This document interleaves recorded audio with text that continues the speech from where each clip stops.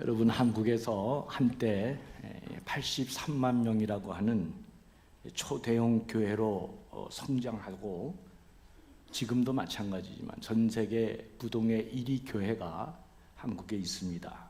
그 유명한 여의도 순복음 교회입니다. 누가 뭐라 그래도 이 교회 성장 핵심에는, 지금은 돌아가셨죠, 조용기 목사님의 탁월한 영적 리더십을 우리가 생각하지 않을 수 없습니다. 이 영적 리더십 핵심에는 조용기 목사님이 한국교회에 크게 이렇게 널리 퍼뜨린 삼박자 구원론 혹은 삼박자 축복론이라고 말하는 이 유명한 이 축복의 말씀이 있습니다. 사랑하는 자여, 내 영혼이 잘된 같이 범사에 잘되고 강건해지기를 원하노라. 그 요한 3서 2절의 말씀을 기초로 해서 조용기 목사님은 예수 잘 믿고 내 영혼이 잘 되면 건강에 복이 오고 만사 형통의 축복이 오기 때문에 사업도 잘 되고 세상적으로도 성공하고 명예도 얻고 다 잘 되는, 이게 그 유명한 삼박자 구원론 혹은 삼박자 축복론이라고 그렇게 말합니다. 그러니까 7, 80년대 우리나라 가장 어려운 시절이었죠. 조용기 목사님의 이 삼박자 구원론 혹은 축복론은 한국교회에 엄청난 영향을 끼치면서 많은 교인들이 이 조용기 목사님의 설교를 통해 위로를 받고 소망을 갖고, 그러면서 이 여의도 순복음 교회는 한국교회 부흥을 주도했던 그런 교회가 됐습니다. 저는 장로교 목사인데 우리 당시 장로교 교회의 설교는 주로 어떻게 설교를 했냐면, 예수 잘 믿으면 우리가 다 어디 간다? 천국 간다. 영적 복음만 가르쳤습니다. 신앙생활 잘하면, 예수 잘 믿으면 우리는 모두 하나님 나라를 유업으로 받고 천국에 갈 것이다. 이런 영적 복음만 얘기했는데 7, 80년대 어느 날 갑자기 이 조용기 목사님이 한국교회에 등장하면서 이분이 영적 복음을 신체적이고 세상적이고 물질적인 축복으로 확 바꾸어 놓은 것입니다. 그래서 예수 잘 믿고 신앙생활 잘하면 우리는 천국 간다, 그렇게 설교했는데 이분은 세상적으로도 육체적으로도 건강을 얻고 세상적으로도 물질적인 축복을 받고 잘 될 것이다. 그래서 많은 사람들이 순복음교회로 가서 위로를 받았습니다. 또 이분이 한국교회 유명하게 버틴 그 방언이 있죠. 오늘 주제는 그건 아니기 때문에. 그래서 뭐 이게 한국교회 저도 한번 가봤어요. 그래서 진짜 어떻게 그렇게 잘하나 갔더니 뭐 또 박수를 치시더라고. 박수 치면 또 이게 건강도 혈액순환도 잘 된다 그러고. 여러분 그래요? 그렇죠, 진짜. 이게 뭐 그래서 가니까 뭐 얼마나 뜨거운지 교회가, 저도 가서 은혜를 많이 받고 그랬습니다. 저는 그 당시 때 제가 이제 목사 노릇을 하면서 잘 조용기 목사님의 삼박자의 축복론, 구원론이 진짜 대단한 가르침이다. 어려운 한국교회 사람들에게 소망을 주고, 이 가르침이 성경의 대단히 중요한 정신을 잘 가르치고 있는 좋은 내용이다 하는 생각을 제가 그때 깨닫게 됐습니다. 여러분, 실제로 예수 잘 믿으면 건강에 복이 오고 사업의 축복도 받습니다. 주님 사랑하고 주님 잘 믿으면 이 사업도 잘 되고 세상적으로 성공하고 그리고 명예도 얻고 영광스러운 자리에 오르는 것, 저는 당연하다고 생각합니다. 왜냐하면 예수님이 이 땅에 오셔서 자기 스스로 내가 이 땅에 온 미션 스테이트먼트를 뭐라고 얘기했냐, 내가 온 것은 양으로 생명을 얻게 하고 풍성케 하기 위해서 왔다. 그리고 그 유명한 요한복음 15장 5절 말씀이죠. 나는 포도나무요 너희는 가지라. 그가 내 안에 내가 그 안에 가면 사람이 열매를 많이 맺는다. 그렇게 가르쳐 주셨습니다. 그러니까 예수 잘 믿으면 잘 돼요, 안 돼요? 잘 되게 돼 있습니다. 잘 되게 돼 있어요. 그런데 이제 문제는 우리가 다 경험적으로 느끼는 거지만, 이 조용기 목사님의 삼박자 축복론은 성경의 내용을 잘 가르쳐 주고 있는 것은 사실이지만, 그러나 성경 전체 내용을 다 가르치고 있는 것은 아니다 하는 생각을 들었습니다. 왜냐하면 제가 목회를 해보니까 신앙이 좋은 사람, 믿음이 좋은 사람, 이런 사람들도 얼마든지 어려움에 빠지는 것을 제가 많이 보았기 때문에 그렇습니다. 저는 이민 목회를 했던 목사입니다. 제가 잘 아는 장로님 한 분이 이민 목회할 때 계셨는데, 이분은 신앙적으로 보나 인품적으로 보나 모든 선행의 삶을 보나 하나도 나무랄 것이 없는 너무나 좋은 분이었습니다. 그래서 제가 그분을 너무너무 존경하고 사랑했는데, 어느 날 이분이 사업이 도산이 됐어요. 부도가 나겠어요. 그래가지고 빚쟁이들에게 시달리고 집에도 못 들어가는 처지에 이제 그런 경험을, 너무나 힘든 경험을 하고 있는 거예요. 내가 새벽마다 나와가지고 기도했습니다. 하나님, 이러시면 안 됩니다. 진짜 이 장로님한테 이렇게 하시면 저 목회 못합니다. 하나님, 이렇게 하시면 진짜 어떡하십니까? 내가 울부짖으면서 하나님 살려주세요. 이 장로님 회복시켜주지 못하면 저 목회 못합니다. 진짜 어떻게 하나님 이런 분한테 이런 어려움을 주실 수 있습니까? 눈물겨워 울부짖고 기도한 적이 있습니다.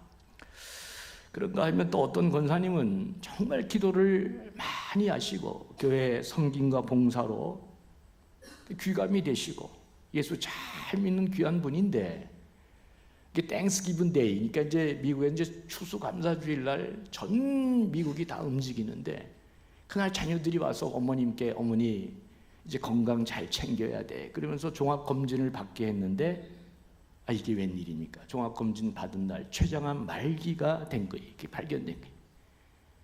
그래서 내일을 기약할 수 없는 생명이 왔다 갔다 하는 그런 판정을 받고 너무나 절망하고 좌절하고 실망하는 권사님의 모습도 제가 보았습니다. 그러니까 예수 잘 믿어서 이게 복받고 성공하고 영광스러운 자리에 올라가는 분도 굉장히 많지만, 예수를 잘 믿었고 신앙생활 잘했는데도 불구하고 이게 불행과 고난을, 어려움을 많이 당하는 그런 사람도 있는 것을 제가 목회하면서 보았습니다. 그리고 어떤 분은 그 고통을 견디지 못해 이제 신앙의 회의가 들어서 교회를 떠나고 믿음을 떠나고 그런 분들도 제가 보았습니다. 여러분, 오늘 우리가 읽은 본문에 등장하는 욥도 마찬가지입니다.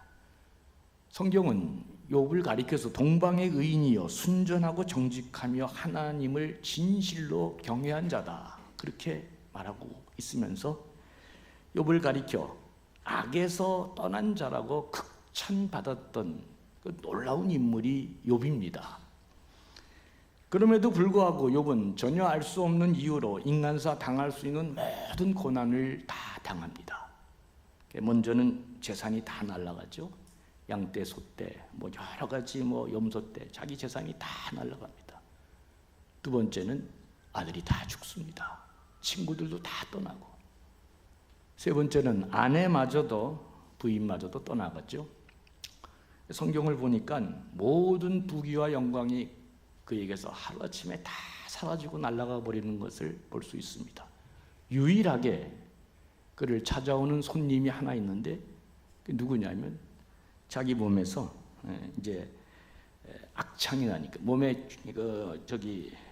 머리에서 발끝까지 악창이 나니까 그거 핥기 위해서 찾아온 개백기 손님이 없다. 성경에 그렇게 기록되어 있습니다. 이해가 안 갑니다. 성경은 의인이요 악에서 떠난 자라고 그렇게 극찬한 욥이 어떻게 인간이 당할 수 있는 모든 이런 고난을 다 당하는 것일까? 조용기 목사님의 삼박자 축복론은, 구원론은 이런 현실을 설명해낼 수가 없습니다. 왜 믿음과 신앙이 좋은 하나님의 백성들이 그렇게 오늘도 진실하게 살아가는데 이런 고통과 어려움을 당하는 것일까? 자기가 잘못해서 고통당하고 어려움 당하는 거에 이해가 되는데, 그렇게 순전하게 믿음 잘 지키고 신앙생활 잘 가는 사람이 왜 이런 고통을 당하는 것일까? 이런 현실은 조영기 목사님의 삼박자 축복론으로는 도저히 설명이 불가능한 그런 이야기입니다. 그런데 성경에는 이 삼박자 축복론, 구원론보다도 더 중요한 하나님의 주권에 관한 이론, 그걸 갖다 이제 특별히 하나님의 섭리에 관한 가르침인데요. 역사적으로 우리 장로교는 The Providence of God, 하나님의 섭리에 관한 이론을 너무나 중요한 가르침으로 신앙의 금자탑이라고 이렇게 우리가 칭송했던 교리가 있습니다. 장로교 창시자 장 깔뱅은 하나님의 섭리에 관한 내용은 그리스도인들이 닥치는 삶의 어려움의 문제, 그러니까 어떤 사람은 잘 되고 높은 자리에도 올라가고 번영하고 잘 사는데 왜 저 사람은 그렇게 똑같이 신앙생활을 하는데 어려움을 당하는 것일까? 이 고난에 대한 문제를 하나님의 말씀인 성경이 그것을 풀어주고 있기 때문에 이 하나님의 섭리에 관한 The Providence of God, 이 하나님의 섭리로는 교인들에게 잘 가르쳐야 된다고 장 깔뱅은 그렇게 강조하면서 직접 자기 교인도 그렇게 가르쳐 왔습니다. 오늘 저는 여러분들에게 이 땅에 살아가면서 말씀에 갇힌 자들이 현실적으로 당하는, 어제보다 좀 더 깊이 들어가서 이 문제를 어떻게 해결하고 우리가 더 훌륭하고 믿음을 지키고 마침내 하나님의 영광을 보는 사람이 되는가 하는 문제를 다루려고 그러는데, 이 방대한 이 섭리론에 관한 체계를 다 설명할 수가 없으니까 오늘 아주 중요한 세 가지 성경 본문을 갖고 이 세 가지를 마음에 딱 두시고 이번에 말씀에 갇힌 자는 어떠한 삶의 상황에 있다 할지라도 우리가 뭘 고백하고 선언하고 살아야 되는지 오늘 이 시간 하나님께서 우리 가운데 은혜 주시기를 소망합니다. 첫 번째로 제일 중요한 첫 번째 말씀은 이사야 55장 8절에서 9절 말씀입니다. 우리가 한 목소리로 한번 같이 읽겠습니다. 이는 내 생각이 너희 생각과 다르며 내 길은 너희 길과 다름이니라. 여호와의 말씀이니라. 이는 하늘이 땅보다 높음같이 내 길은 너희 길보다 높으며 내 생각은 너희 생각보다 높음이니라. 아멘. 근데 참고로 제가 이렇게 보니까 화면이 내 얼굴보다 더 못 나오는 것 같아요. 이게 안 되겠어요. 이게. 그러니까 여러분들 지금부터 화면을 보시면 은혜가 안 될 것 같아요. 제 얼굴을 좀 보시고, 예. 아이고, 화면이 이거 너무 좀 제가 이렇게 경직돼서 나오는 것 같아요. 제가 원래 부드러운 남자인데, 오늘 거기 여러분 노트에다가 이사야 55장 8절 9절 말씀을 딱 써놓으시고, 섭리론의 가장 중요한 첫 번째 원리가 뭐냐? 이 말씀입니다. 여호와의 말씀에 내 생각은 너희 생각과 다르며 내 길은 너희 길과 달라서 하늘의 땅의 높음 같이 내 길은 너희 길보다 높으며 내 생각은 너희 생각보다 높으리라. 여러분이 잘 아는 모세는 이게 양자로 애굽의 왕자로 발탁되죠. 그리고 초인류 엘리트 교육을 애굽에서 받게 됩니다.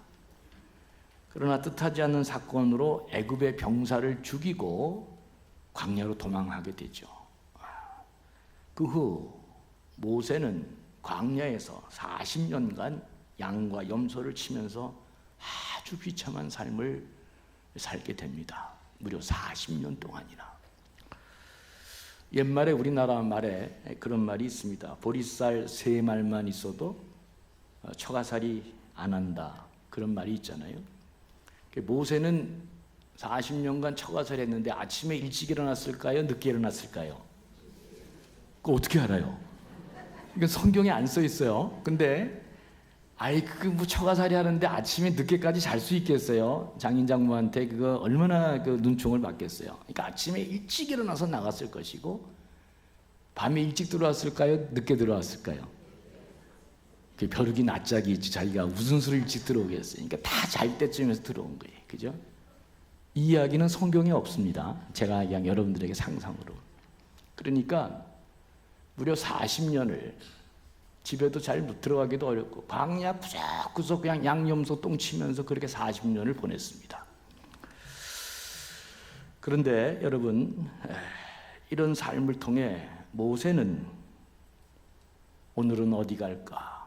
내일은 어디 갈까? 그러면서 40년 동안 광야 모든 구석구석을 다 다니게 되면서 그는 광야의 구석구석 기후와 특성과 성격과 광야가 어떤 곳인지를 그는 알아갑니다. 무려 40년이 지났을 때 광야를 그 사람보다 더 잘하는 사람이 당시에 없었습니다. 이런 모세의 삶은 이제 역사 속에 하나님의 백성을 탄생시키기 위해서 40년간 광야 생활을 모세로 하여금 미리 알게 함으로 그 백성을 생존시키고 인도하면서 마침내 가나안 땅으로 하나님 백성을 만들려고 하는, 그래서 그를 미리 준비시켜 놓았다고 하는 것을 아는 사람은 한 사람도 없습니다. 사랑하는 교우 여러분, 하나님이 때로는 우리의 생각과 우리 길과는 다른 길로 우리를 인도해 가신다는 생각을 아는 게 대단히 중요합니다. 그 길은 우리가 생각한 것과 너무 다른 길로 하나님이 인도해 가시기 때문에 내가 이해할 수 없지만 하나님은 그렇게 당신의 뜻을 따라 우리를 인도해 가시는 것입니다. 요셉이 감옥에 갔습니다. 그런데 성경은 형통한 자가 됐다 그렇게 얘기합니다. 세상에서 말하는 형통은 잘 먹고 잘 살고 잘 되는 건데, 하나님이 얘기하시는 형통은 하나님의 뜻을 이루는 과정을 다 겪어 가는 것을 보고 형통하다고 얘기하는 것입니다. 그러니까 우리 그리스도인들은 막판까지 가봐야 하는 거예요. 여러분, 자살하면 아니 되시옵니다. 절대로 그리스도인들은 자살하면 안 됩니다. 왜냐하면 하나님의 축복이 다 어디에 몰려있다? 뒤에 몰려 있습니다. 뒤에.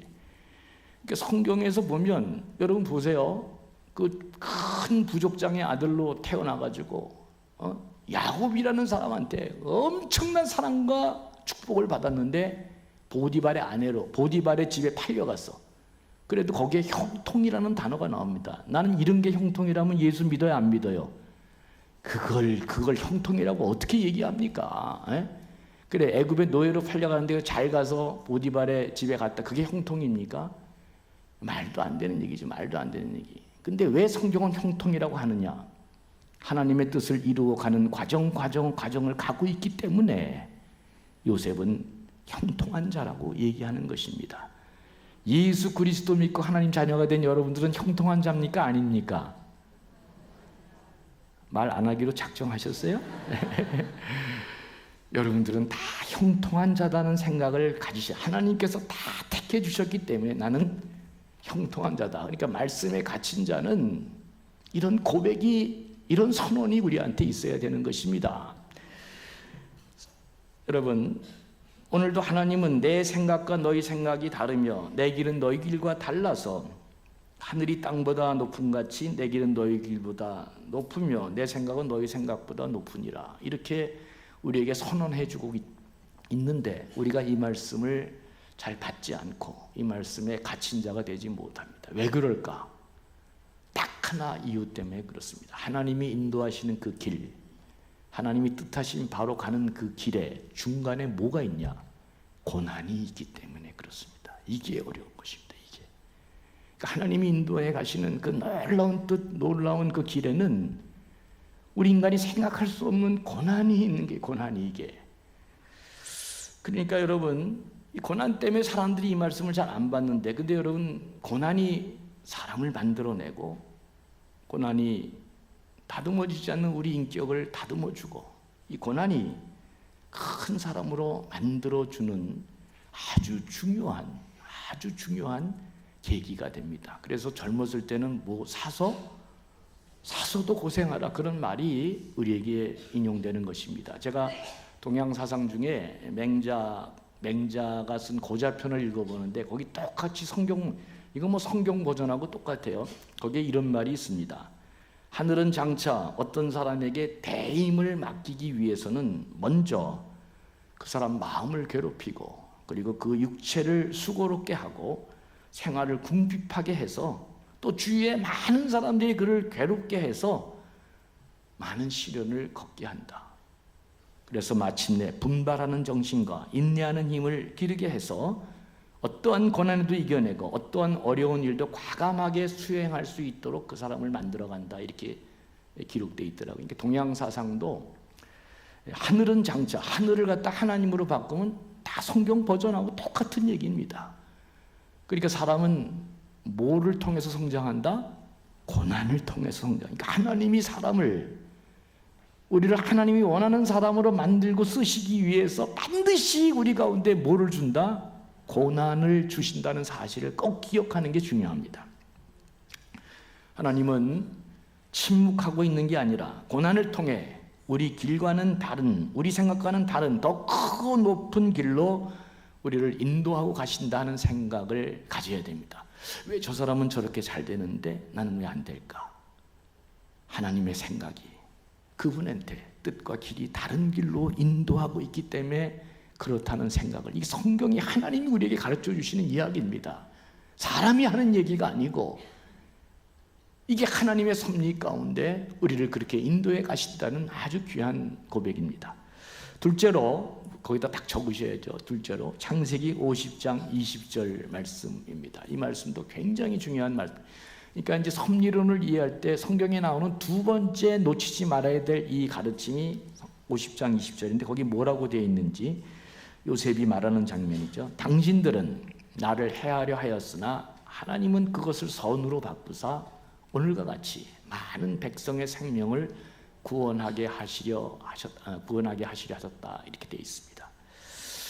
여러분, 요셉은 아시다시피 이게 요셉의 형제들이 이복 형제들이잖아요. 야곱은 4명의 아내와 결혼해서 이제 12아들을 낳았는데, 요셉의 형들은 다 이제 배가 다른 형제들이지만 그래도 그렇지 자기의 이복 동생을 죽이고자 하고 종으로 팔아버리고, 그죠? 이게 얼마나 악하고 파렴치하고 이게 진짜 너무나 가증스러운 일입니까? 형제가 이런 일을 하잖아요. 마침내 야곱이 아버지가 죽었습니다. 그러니까 형들이 부들부들 떱니다. 처음에는 그래도 아버지가 살아있어서 우리가 한 짓을 요셉이 아버지 때문에 용서했지만 이제 아버지가 죽었으니 우리는 이제 끝장났다, 다 죽을 것이다, 부들부들 떨고 있는 형들에게 뭐 애굽의 총리 대신으로 모든 권세를 쥐고 있는 요셉이, 그러니 이게 형들이 얼마나 이게 불안했겠어요. 그런데 그 형들에게 한 요셉의 말이 놀랍게도, 형님들은 내게 이렇게 악한 일들을 했지만 하나님께서는 그 악을 선으로 바꾸셨다, 그렇게 얘기합니다. 성경에 나오는 두 번째 섭리론, 이게 대단히 중요한 대목이다, 저는 그렇게 생각합니다. 여러분, 하나님께서는 하나님의 백성을 인도해 가실 때 주위에 악한 사람을 사용해서, 주위에 악한 일들을 사용해서 그것을 마침내 선으로 바꾸어서 하나님의 영광을 드러내시는 분이다 하는 하나님의 이 섭리를 잘 기억하는 게 중요합니다. 여러분, 이렇게 살다 보면 너무나 우리를 힘들게 하는 사람도 있고 힘든 일들이 있죠? 없어요? 그럼 여기는 전학교에는 이제 앞으로 큰 인물이 못 나오겠네. 인생을 살아가면 반드시 다 우리는 마찬가지입니다.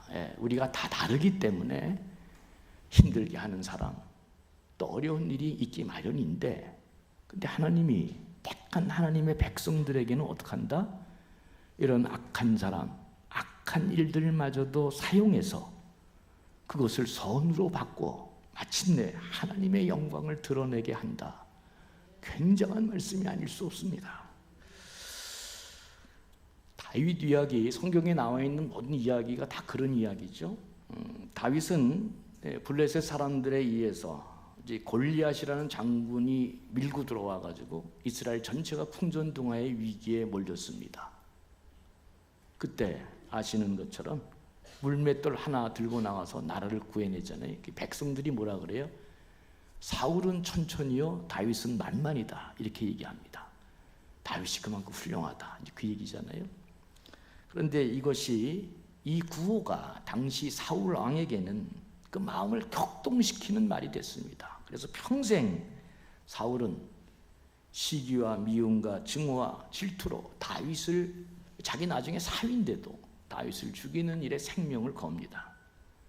그래서 성경은 이런 사울을 가리켜서 악신이 그를 지배했다 할 정도로 얼마나 증오와 미움에 사로잡혀서 이 다윗을 죽이는 일에 전념하는지 모릅니다.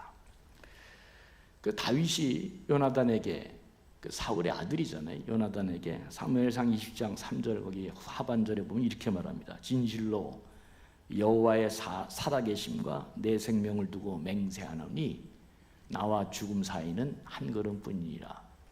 다윗이 어떻게 고백하는 거예요? 나는 오늘도 죽은 목숨으로 살아간다. 당시 최고의 공권력을 가진 사울 왕이 자기를 죽이겠다고 작정하고 나오는데 내가 어떻게 살겠냐? 나는 나와 죽음 사이는 한 걸음뿐이, 그러니까 나는 매일 죽는 마음으로 살아간다. 그게 다윗이 고백한 내용입니다. 제가 사무엘상을 읽어보니까 21장 22장에 보면 사울의 광기가 어느 정도인지를 성경이 그냥 다 그렇게 기록해 놓고 있습니다.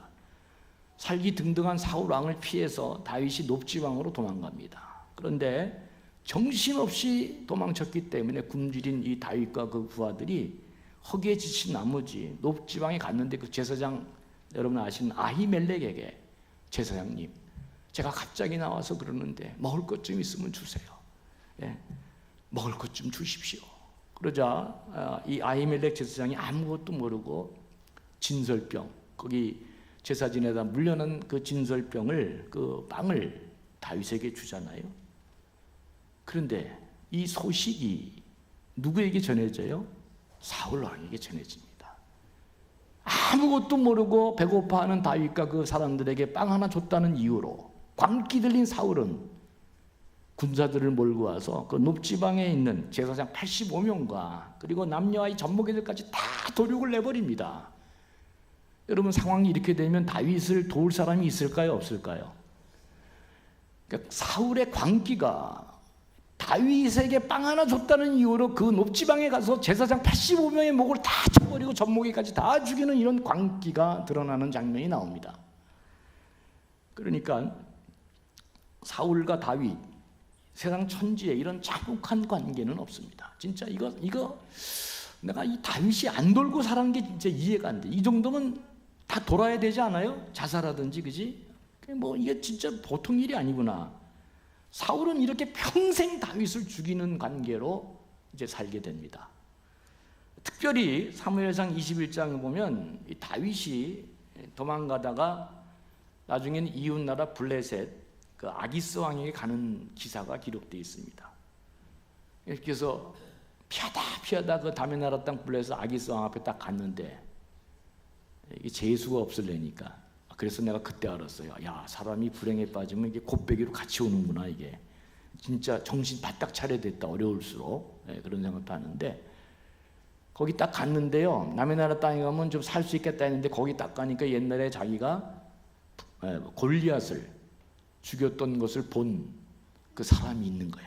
저게 다윗 왕이다 이렇게 얘기해 버리니까 아기스 왕 앞에서 도망왔던 그 자리에서 자기가 죽음을 당할 지금 절체절명의 위기에 빠진 것입니다. 그때 여러분 다윗이 어떻게 했어요? 아유, 그렇지. 이 훌륭한 목사님 만나가지고 다 잘하니까 내가 할 게 없어요, 그지? 침 질질 흘리면서 뻑뻑뻑 이러면서 어떻게 미친 척하면서 어떻게든지 살아남아야 되겠다, 이 생존하라고 뻑뻑 끓이면서 미친 척합니다. 그러니까 아기스 왕이 이런 미친 놈을 내 앞에 대고 당장 끌어내라 이렇게 됐잖아요. 여러분, 당대 최고의 선지자인 사무엘로부터 다윗은 기름 부음을 받고 네가 이제 이스라엘 땅에, 이스라엘 이 나라의 왕이 될 것이다 기름 부음 받은 사람이 지금 광기 들린 사울왕 때문에 인생 밑바닥까지 갈 때까지 가는 처절한 고통을 당합니다. 이제는 미친 척하고 침 벅벅 흘리면서 이렇게 그 짓을 안 하면 생명을 살릴 수 없는 그 마지막 인생의 밑바닥까지 끌려가면서 다윗이 그렇게 이 사울왕 때문에 고통을 당합니다. 사랑하는 교우 여러분, 그런데 다윗은 그런 밑바닥까지 가면서 남들이 절대 알 수 없는 두 가지 아주 귀중한 지혜를 얻게 됩니다. 첫째, 사람이 누구인지를 알았습니다. 다윗은 많은 고난을 통해서 사람이 어떻게 움직여지는지를 이제 다른 사람이 갖지 못하는 통찰을 갖게 되고, 그리고 그 어려움을 당하면서 다른 사람들이 깨닫지 못하는 하나님이 누구인지를 알게 된 것입니다. 시편 23편이 그냥 나온 게 아니에요. 여호와는 나의 목자시니 내가 부족함이 없으리로다. 이게 미치지 않고서야 부족함이 없다고, 이게 어떻게 이 말이 가능합니까? 나와 죽음 사이는 한 걸음뿐이라 얘기한 다윗이 세상 사람들이 알지 못하는 그 처참한 고통 가운데 하나님을 알게 된 것입니다. 사랑하는 교회 여러분, 그래서 마침내 다윗은 어떻게 되죠? 이스라엘에 다시는 태어나지 못할 위대한 왕으로 등극하고 하나님 나라를 인도해가는 최고의 왕이 되어지고, 그리고 다윗은 그 뒤에 나오는 모든 왕들을 심판하고 판단할 수 있는 기준점이 되는 위대한 왕으로 이스라엘 역사에 등장하게 됩니다. 저는 여러분들 가운데 많은 어려움이 혹시 있다고 한다면 다시 한번 우리가 믿고 따르는 하나님이 어떤 하나님이신지를 잘 아는 게 중요하다. 말씀 안에 스스로 갇힌 자들은 하나님께서 우리를 이렇게 인도해 주신다는 소문을 하는 자기 정체성이 분명히 있어야 됩니다. 우리가 믿는 하나님은 마침내 그 모든 악을 선으로 바꾸시는 분이시고, 내 절망을 희망으로 환희로 바꿔주시는 분이고, 나의 수치를 마지막에는 영광으로, 이스라엘의 다시 없는 왕으로 그를 세우는 하나님이시라는 것을 아는 게 너무도 중요하다.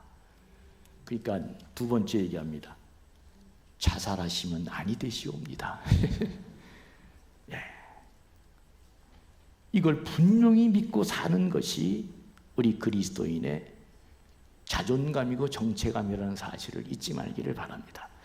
마지막으로 이게 뭐 다른 본문이 있지만 한 가지만 더 하려고 그래요. 마지막으로 우리가 잘 아는 로마서 8장 28절의 말씀을 보겠습니다. 우리 다 같이 한번 읽죠. 시작.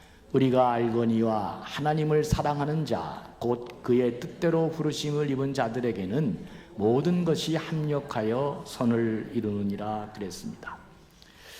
이 로마서는 이 바울이 작심하고 쓴 복음에 관한 논문과 같은 정교한 책입니다. 그 복음의 아주 정수가 어디에 드러나느냐? 로마서 8장에 드러나는데, 그 8장에 복음의 핵심을 말하는 그 8장에서 어떤 또 귀한 복음의 말씀을 말하느냐면, 이게 이제 하나님을 사랑하는 자, 곧 그 뜻대로 부르심을 입은 자들에게는 모든 것들이 합력하여 선을 이루느니라. 세상 사람들한테 하는 이야기가 아니고 하나님이 택한 자, 하나님을 사랑하는 자, 곧 그 뜻대로 부르심을 입은 자들에게는 모든 것들이 합력하여 선을 이룬다. 이 복음의 위대한 말씀을 우리에게 알려주셨습니다. 사도 바울은 하나님의 백성들이 이 땅에 살아가는 동안 삶의 과정 속에 얼마나 억장이 무너지는 아픔과 고통이 있는지를 누구보다도 더 잘 알고 있는 사람입니다. 바울이 고린도후서 1장 8절에서 9절 보면 그 자기가 당한 고난을 이렇게 얘기하잖아요. 형제들아, 우리가 아시아에서 당한 환난을 너희가 모르기를 원하지 아니하노니 힘에 겹도록 심한 고통을 당하여 살 소망까지 끊어지고 우리는 우리 자신이 사형 선고를 받은 줄 알았으니까. 여러분, 사도 바울은 500년 만에 한 번 나올까 말까 할 사람이고 하나님의 그 전사인데도 불구하고 그의 삶의 과정에 얼마나 많은 고난을 당했는지, 내가 살 소망까지 끊어 사형 선고를 받은 줄 알았는데, 근데 그 뒤에 보니까 뭐라고 나와요? 이는 우리로 자기를 의지하지 말고 오직 죽은 자를 다시 살리는 하나님만 의지하게 함이라 그랬습니다. 그러니까 예수 믿는 자들에게는 고통이 없다? 그거 아니죠. 똑같이 세상 사람들과 살아가면서 모든 게 선하고 모든 게 잘 되고 모든 게 다 그렇게 말하지 않았습니다. 사도 바울은 하나님의 자녀임에도 불구하고 우리가 살아가는 과정에 있어서 큰 어려움이 없고 고통도 실패도 없고 다 잘 될 것이다 이렇게 얘기하지 않냐고 그가 뭘 얘기했냐면 많은 일들이 우리에게 다가오지만 그 모든 것들이 다 합해서 어떻게 된다? 협력해서 마침내 선을 이루어 갈 것이다. 이게 하나님의 자녀에게 준 복음의 아주 중요한 이 삶의 내용의 핵심 가운데 하나라는 것입니다. 사실을 여러분 꼭 아는 게 중요합니다. 그 전도서 7장 13절에 14절을 보세요. 이거 아주 굉장히 중요한 일인데 하나님께서 행하시는 일을 보라. 하나님께서 굳게 하신 것을 누가 능히 곧게 하겠느냐. 형통한 날에는 기뻐하고 곤고한 날에는 뒤돌아보아라. 이 두 가지를 하나님이 병행하게 하사 사람이 그의 장래일을 능히 헤아려 알지 못하게 하셨느니라. 이 전도서는 인생을 통찰한 아주 중요한 지혜가 담겨 있는 책인데요. 거기에 보면 이런 말이 있어요. 하나님은 사람들에게 두 가지 방법으로 우리 교만한 인간을 이끌어가서 미래를 알 수 없겠다. 두 가지가 뭐냐? 어떨 때는 형통한 날로, 어떨 때는 곤고한 날로. 이게 씨줄과 날줄로 엮여서 우리를 그렇게 인도해 가신다는 것입니다. 그러니까 여러분 잘 될 때에도 겸손해야 됩니다. 교만하면 안 돼요. 그리고 어려울 때에도 절망할 것이 없습니다. 하나님은 우리를 더 귀하고 높은 길로 인도하기 위해서 곤고한 날과 형통한 날 두 날을 같이 섞어서 우리를 인도해 가신다는 것을 전도서는 인생을 통해 통찰한 것입니다. 그러니까 여러분 이게 그러니까 여러분 일이 어렵고 일이 꼬일 때마다 우리는 인생을 어떻게 바라요? 판을 넓게 바라보는 지혜가 있어야 됩니다. 하나님께서 만약에 우리 인생을 어렵게 만들었다. 그러면 여러분 그 누가 필 수 있어요? 못 핍니다. 하나님이 그렇게 하시는 거 어떻게 피겠어요? 그죠? 그때는 방법이 뭐밖에 없어요? 버텨야 돼. 버텨야 돼. 주여 이 곤고한 날을 지나가게 하소서. 회개하고 다시 마음을 가다듬고 내가 다시 재기할 수 있는 회개하면서 이걸 버티는 수밖에는 다른 게 하나님이 막으시는데 어떡하겠어요? 하나님 막으시는데 그러면서 나를 성찰하게 하고 내가 성장하도록 하나님이 그렇게 인도해 가시는데 그건 하나님이 때가 되어 없어지는 것입니다. 또 잘 나가게 할 때도 누가 했다? 하나님이 하신 것이니까 이거 교만하지 말도록 그렇게 우리 인생을 그렇게 이끌어 가시니까 여러분 어려울 때일수록 부분 잘나보면 잘나서 자꾸 그 부분만 들어가면은 고통스러워서 죽게 됩니다. 진짜 죽게 돼요, 여러분. 그러니까 어려울 때일수록 성경 말씀을 마음에 가다두고 그 마음 말씀에 갇힌 자가 된 사람은 판을 넓게 봐야 됩니다. 이것도 지나가리라. 버텨야 돼. 인때가 중요해. 내가 미국에서 있을 때 서양 사람들이요 3P를 굉장히 좋아하더라. 이 사람들은 성공하려면 3P가 있어야 된다. P로 시작하는 단어. 첫 번째가 practice. 그러니까 성공하는 사람은 생각만 하면 안 돼. 액션. 어느 정도 성공은 하지만 행동에 옮기는 사람이 언제나 성공합니다. 근데 행동하면 그 다음에 일이 쉽게 다 되는 일이 없잖아요. 그러니까 두 번째가 patience라는 말입니다. 인내해야 돼. 인내해야 돼. 잘 인내해야, 인내하지 않고 성공하는 사람은 세상에 한 사람도 없습니다. 예? 세상에 한 사람도 없어요. 인내해야 되고. 마지막 세 번째 P가 뭐냐면 피스입니다. 그렇게 액션하고 인내하려면 마음에 뭐가 있어야 된다? 하나님 주신 평화가 있어야 끝까지 버텨낼 수 있어요. 근데 제가 보니까 대부분의 이제 한국 사람들은 뭐 성질이 급하니까 프랙티스는 잘하는 것 같을 수도 있어요. 근데 두 번째 이게 두 번째 인내가 잘한대. 버텨야 됩니다. 여러분 꼭 버텨야 됩니다. 기독교인은 버티는 사람이다. 하나님 말씀에 갇힌 자는 말씀 붙들고 어떻게 하는 사람이다? 한번 해봐요. 버텨야 된다. 예. 세상에 안 있는 사람 없거든요. 마지막 누가 5분을 더 버티느냐가 인생 판가름이 나는 것입니다. 그러니까 바울은 우리 인생에 큰 어려움이 있고 고난이 있다 할지라도 왜 모든 것들이 합력하여 선을 이룬다고 얘기했을까? 왜 이 절망의 순간에 다 끝난 것 같은 이 어려운 가운데도 불구하고 우리가 이 모든 게 합력하여 선을 이룬다고 그렇게 얘기했을까? 그것은 그 고난 속에 하나님이 동행하시고 함께 하시기 때문에 그렇습니다.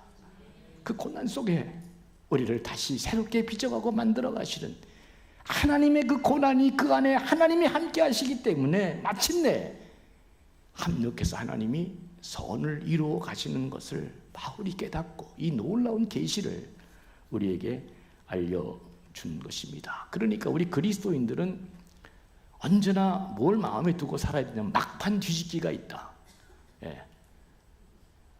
역전이 있다는 사실을 꼭 기억해야 돼요. 이런 용어들은 최영진 목사님께 많이 들었죠? 네, 그러니까 내가 더 이상 얘기 안 할게. 역전이 있다. 막판 뒤집기가 있으니까 우리 그리스도인들은 어떻게든지 뭐 해야 된다? 버텨야 된다. 버텨야 된다. 버텨야 돼. 끝까지 끝을 보고 버텨야 되는 것입니다. 버텨야 마침내 승리할 수 있는 것입니다. 아무리 심한 고난이 내 앞에 있다 할지라도 변하지 않는 또 한 가지 원리가 있습니다. 하나님은 우리에게 마침내 선을 이루어 가시는 분이시기 때문에 우리가 감당하지 못할 시험을 주지는 않는다. 그리고 고난당할 즈음에 거의 죽을 것 같으면 피할 길을 열어주시는 하나님을 믿고 신뢰하는 게 중요합니다. 고린도전서 10장 13절 보시죠. 사람이 감당할 시험 밖에는 너희가 당할 것이 없나니 오직 하나님은 미쁘사 너희로 감당하지 못할 시험 당함을 허락지 아니한다. 그리고 시험 당할 쯤에 또 피할 길을 내사 너희로 능히 감당하게 하시느니라. 아멘이죠. 아멘입니다. 아이고, 난 이 말씀만 읽으면 그렇게 힘이 납니다. 못 버틸 게 없어. 버티면 이기는 것입니다. 이제 제가 말씀을 마치려고 그러는데 그 20세기에 위대한 신학자가 한 분이 있는데 위르겐 몰트만이라고 하는 사람입니다. 이 사람이 희망의 신학이라는 세계를 뒤집어 엎는 대단히 중요한 책을 썼는데 이 책에 이런 말이 납니다. Num spiro spero. 이게 이제 라틴어인데 이게 무슨 말이냐면 숨을 쉬고 있는 한 나는 희망한다. 그런 뜻입니다. 와, 굉장한 말을 썼어요. Num spiro spero. 숨을 쉬고 있는 한 나는 희망한다. 왜 그랬냐면 희망의 근거가 내 안에 있는 게 아니라 The coming God, 오시는 하나님으로부터 내가 희망의 존재가 되고 있기 때문에 내가 숨을 쉬고 있는 한 여전히 나는 희망의 존재임을 역설한 대단히 중요한 말씀이 아닐 수 없습니다. 굉장한 말. 우리가 숨을 쉬고 있는 한 우리는 우리에게 다가오시는 하나님으로 말미암아 여전히 내가 희망의 존재라는 사실을 이 위대한 신학자가 우리에게 알려줬어요. 프랑스의 위대한 소설가 듀마라는 사람은 이렇게 말했습니다. 모든 인간의 지혜는 두 가지로 요약될 수 있다. 하나는 기다림이요, 또 하나는 희망이다 그랬습니다. 그런데 오늘 우리가 읽은 욥은 뭐라고 선언을 하냐면 내가 가는 길을 그가 아시나니 그가 나를 단련한 후에는, 옛날에는 정금같이 나온다 그랬어요. 난 순금이 나니까 이게 억양이 잘 안 돼. 여러분은 잘 돼요? 설교를 못 하겠어. 순금이라니까 하도 가짜가 많아서 그런지 기름이 나왔는데 진짜 기름이 참기름, 그거 갖고 안 되니까 100% 뭐 참기름, 그 다음에 그것도 안 되니까 100% 순참기름 계속 나오지. 이제 옛날에는요 이렇게 내가 가는 길을 그가 아시나니 그가 나를 단련한 후에는 내가 정금같이 나는 이게 너무 좋더라고. 나는 이 욥의 이 고백을, 이 선언을 들을 때마다 내가 너무너무 감사하고 희망이 있는 것은 그가 내가 가는 길을 아시나니, 하나님이 내가 가는 길을 아시나니 그가 나를 단련한 후에는 마침내 우리가 정금같이 나오리라. 우리 전학교의 모든 교우들이 이 고백이 여러분들의 고백이 되기를 주의 이름으로 간절히 축원합니다.